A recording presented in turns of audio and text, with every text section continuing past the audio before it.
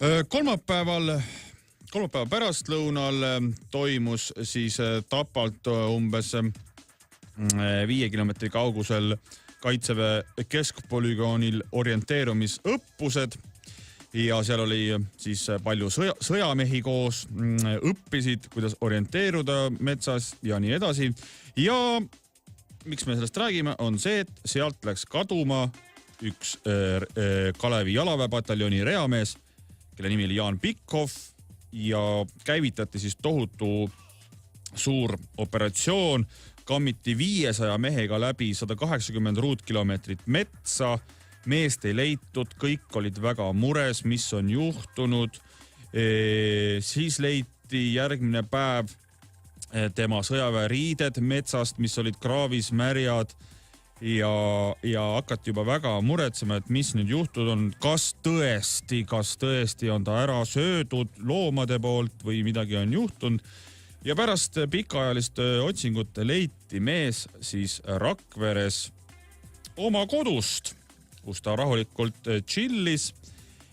Kadunud oli ka tema teenistusrelv, mis on teatavasti väga suur patt ja seaduserikkumine.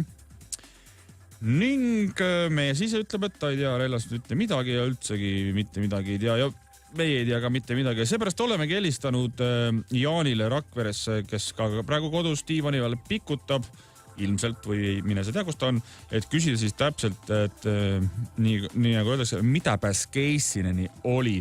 Ja tere Jaan! Tervanen! No tere Jaan, et kuidas siis, miks siis niimoodi ära kadusid või lasid jalga või mis siis täpselt nagu juhtus? Aga kes ütles, et ma kadusin ära? Kes te olete sõjaväest helistajad? Ei, me oleme siit Raadio 2 hommikuprogrammist. Ega te politseinik ei ole? Ei ole. Sellele küsimusele ei tohi teadupärast valetada, kas te teate seda? Kuidas palun? Et ei tohi valetada, kui ma küsin teie käest, kas te olete politseinik? Ja ei, ma ei valeta, ma ei ole olnud kunagi. Aga kas te ei töötanud varem politseis? No varem küll, aga see ei ole tähtis. Oot, mul hakkab tunduma, et tahate mind siin vahele võtta. Ei taha, me tahaks lihtsalt teada, et mis teiega juhtus, kas te olete elu tervise juures ja mis need põhjused olid, et kas te siis läksite ära või kadusite ära? Kust ma kadusin? Ma ei saa nüüd aru. Te olete Kalevi jalaväepataljoni reamees. Ei, ma olen kodus praegu, Rakveres.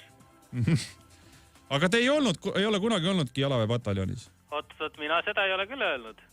Ja, aga selle teie riided, teie nimega Jaan Pikhoffi nimesildiga leiti Tapa siis umbes 5 kilomeetri kauguselt Kaitseväe keskpolügooni servalt. Jaa, see on väga, vastab küll tõele. Need olid teie riided? Ja muidugi olid need meie riided. Minu riided olid need. Ma olin üksinda.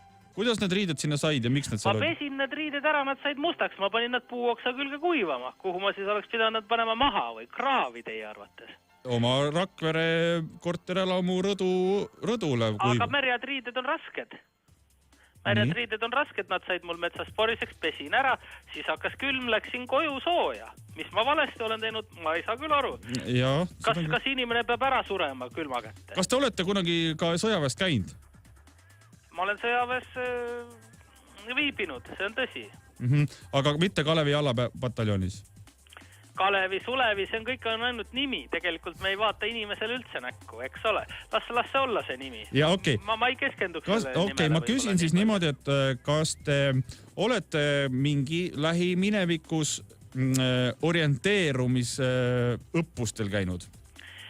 Ma olen lähiminevikus olnud sellises olukorras, et mind on vägivalla ähvardusega sunnitud metsa minema. Ma ise olen linnapoiss ja ei armasta metsa. Jah, viibisin metsas. Okay, olin metsas. Kas te olite seal nii-öelda siis kas te olite nagu selles mõttes sõjaväe, ütleme siis juhtide käsul seal? Ma ei tea, kes mind käskis. Mind ähvardati vägivallaga tegelikult. Viidi metsa? Ja siis mingist momendist sunniti mind metsa minema, heideti mind porilompi maha, öeldi, orienteeru nüüd. Ja teile ei meeldinud see? Aga kas teile selline asi meeldiks? Ei meeldi. No muidugi ei meeldi.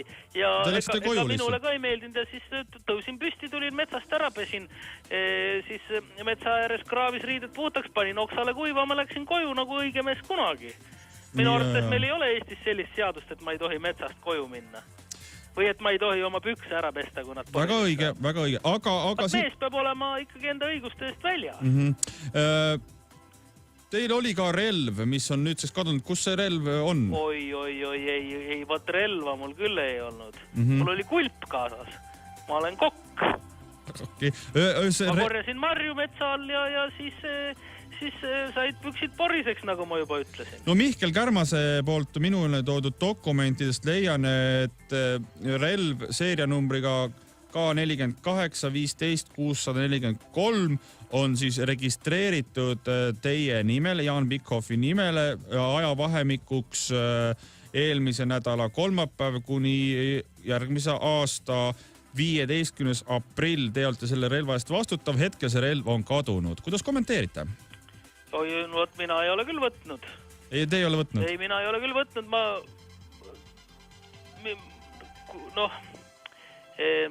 Te olete relvast tulistanud? Ei ole. Vibust? Olete? Ei, ma andsin Mihkel Kärmase kätte tagasi selle relva. Andsin Mihkel, ta korraks andis mulle, tegi must oma kaameraga pilti ja võttis pealtnägijasse intervjuu, aga siis ma andsin talle selle relva tagasi. Mina ei ole küll midagi võtnud. Ei, tulge vaadake siia minu juurde. Mul ei ole siin ühtegi relva. Jaan, mina olen sinu sõber, et selles mõttes, et minule ei ole. No võiks olla ju. Ma tundun, et me oleme ühesugused natuke. Kui ma tahaksin sõpra, ma võiksin koera võtta vabalt endale. No tänapäeval saab Facebookis lihtsamalt kui koera. Ma panen mind siis Facebookis sõbraks. Nii, panin. Et selles mõttes oleme... Oota, ma acceptin. Nii. Nüüd me oleme sõbrad, et mulle võib sõbra poolest rääkida. Mina kardan see, et see põhjus ikkagi, miks sa lahkusid sealt jalaväe siis orienteerumisõppustelt on see, et sa tahtsid ikkagi minna Saku Suurhalli Scorpionsi kontserdile. Ei tahtnud, aga ma pidin minema, sest et mu pruut oli piletid ostnud juba. Mulle endale Scorpions üldse ei meeldi. Aga pruut oli piletid ostnud ja no, mis ma siis tegema pidin? Ma lootsin, et me jääme rahulikult kasarmusse, et siis ma saan ära hiilida, käia kontserdil tulla tagasi, eks. Aga näed, siis sunniti metsa minema ja siis pidin hakkama kombineerima. Kas te muidu sinna Tapa kanti mingi aeg plaan tagasi ka minna seal? Ei ole. Ei ole, jah? Ei ole, mulle ei meeldi sõjaväes, seal on vastik. Seal peab sööma, seal peab joostes liikuma, seal peab juuksed pikaks kasvatama. Vastik, siuke hipi elu mulle ei meeldi, ma olen hingelt erak, armastan üksi olla. Ühesõnaga, teie ei ole milleski süüdi? Ei ole muidugi.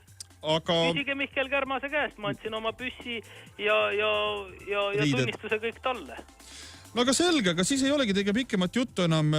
Täname vastuste eest. Vaata, miks sa nüüd ära võtsid selle, et nüüd me enam jälle ei ole sõbrad Facebookis? No enam kahjuks ei ole, jah. Valetasid? Ma valetasin, jah, kahjuks, jah.